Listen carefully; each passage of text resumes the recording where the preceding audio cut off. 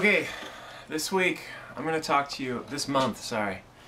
I'm going to talk to you about something that a lot of people don't want to talk about. When you're facing a foreclosure, if you've gotten behind and the bank calls and says, hey, it's usually about 3 months, you're 3 months behind, we're going to foreclose. What do you do? And hopefully you've got somewhere else to go because your house is going to leave your possession.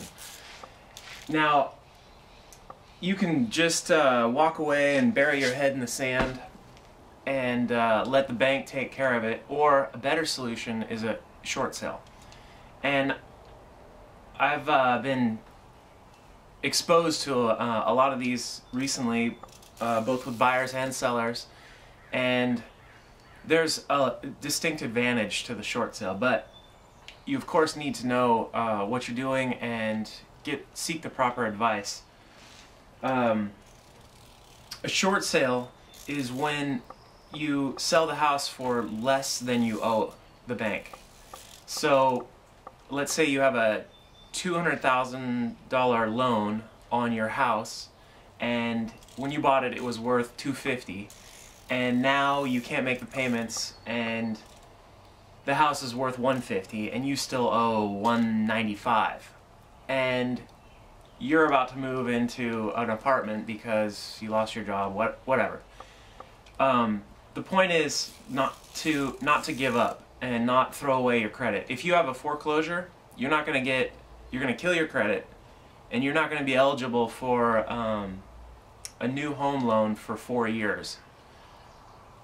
With a short sale, Fannie Mae, Freddie Mac have just lowered the guidelines to 2 years. So you can save a little grace, and your credit won't be hit as hard with a short sale. And so you say, okay, how do I short sell? What you need to do is call the bank. And I've actually called, it was B of A.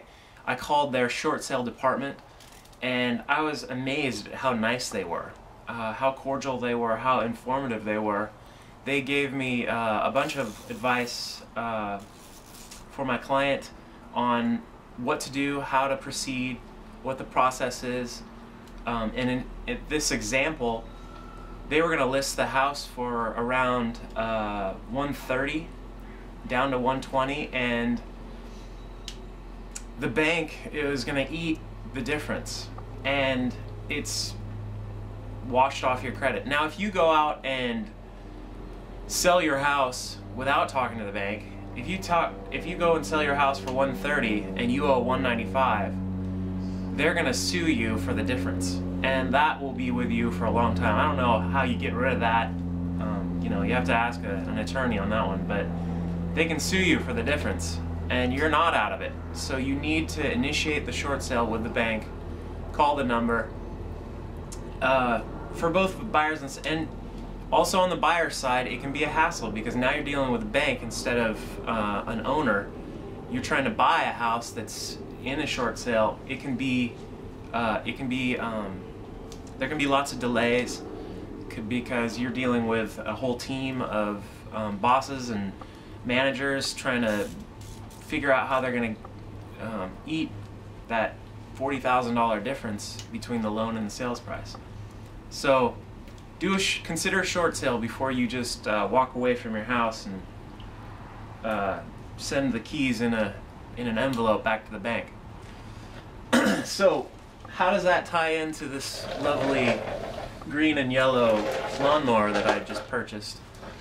I picked this thing up for $100. The seller, the starter didn't work, and the seller just went out and bought a new one. And I saw it on Craigslist. Nobody wanted to take a chance on a lawnmower that doesn't start, so I picked it up for $125, and I spent a couple hours tinkering because that's what I like to do. And a little sandpaper, a little grease, I think I fixed the starter. And you know, how does that tie in? Well, maybe I'm a little educated about motors, and I was able to seize an opportunity of a bad situation. The seller, couldn't fix it, couldn't deal with it. Instead of putting it in the garbage, whatever, sold it at a discount, and I was able to take advantage of that. And I've got the battery on a charger, and it is really early in the morning right now. But I think it's gonna start now. And I think I'm gonna be holding the margarita and mowing my grass this month. Well, if it stops raining. Thanks a lot, and I'll see you next month.